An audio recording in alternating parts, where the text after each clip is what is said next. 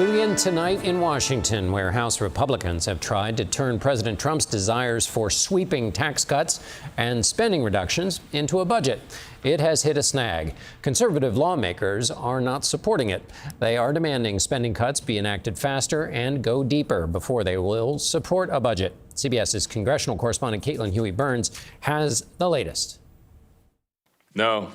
Mr. Roy, no. One after another, the chorus of no's grew louder and louder. Mr. Clyde. Mr. Clyde, no. President Trump's big, beautiful bill hit a hardline pothole in the road today when a group of conservative Republicans joined unified Democrats in blocking it from advancing.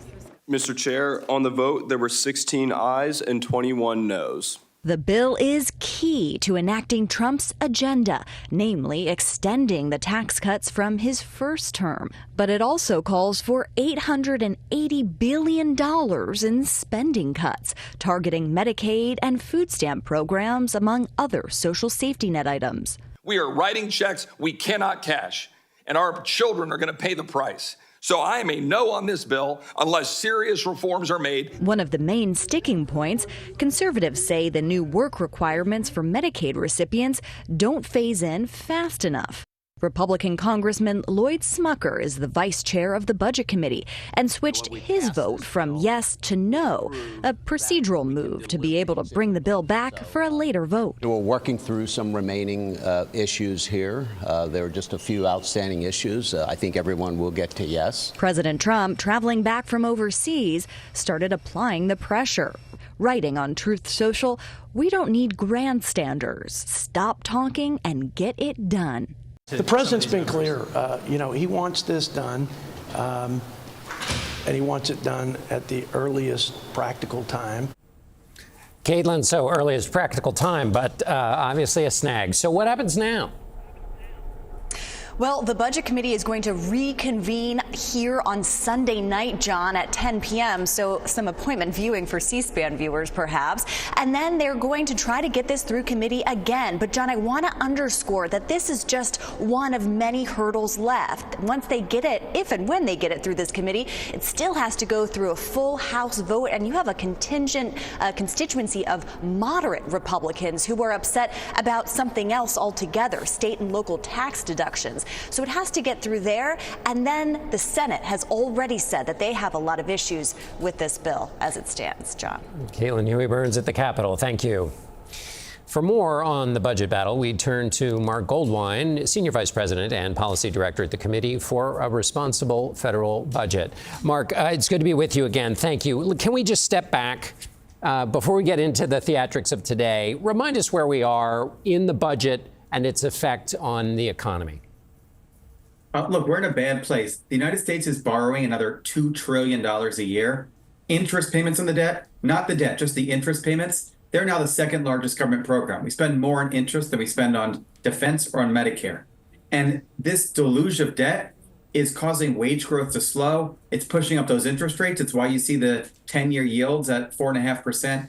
And it's keeping the inflationary pressure up at a time that we need to get inflation back under control. So that's the big budget picture. What are Republicans trying to do on the tax and the spending side, distinct from the points you just laid out? Sure. So you'd think seeing all of this, they'd be trying to reduce the deficit. But actually, the fight is between the House that wants to add about $3 trillion to the deficit and the Senate that wants to add about $6 trillion. And where the House has landed right now, actually, it's $3 trillion, but it's by making things temporary. And so they have a lot of tax cuts, not just extensions, but no tax on tips, no tax on overtime, increased child tax credit. And they're putting a lot of them into effect for 4 years to make the cost seem lower over 10.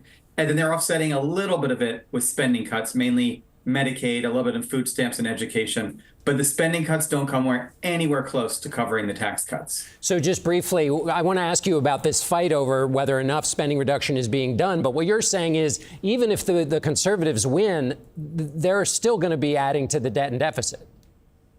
That's right. The best case scenario here coming out of the House is probably $2.7 trillion added to the deficit. It's in the wrong direction. That's over 10 years, by the way. Well, let's forget for a minute what they're debating then. What should they be doing to get things on a fiscal path? Right. So the problem is our spending is too high relative to our revenue. And that leaves you two choices. You bring the spending down or the revenue up. Personally, I support a mix. There's plenty we can do to slow the growth of healthcare costs. Healthcare spending is out of control. There are other wasteful spending budget-wide. And then there's a lot of tax breaks that don't make sense. So I think we ought to get more revenue in, get the spending down. We don't need a balanced budget, but we do need to get the debt not growing so rapidly relative to the economy. And then finally, Mark, in the last 30 seconds, what do you make of this fight that took place in the Budget Committee between conservatives and the rest of the Republican conference? The conservatives are on the right track. They're seeing that this is not just a debt buster, but it's full of gimmicks. And I think we ought to go back to the drawing board, given today's Moody's downgrade, everything else, start over and come up with something that at least is budget neutral.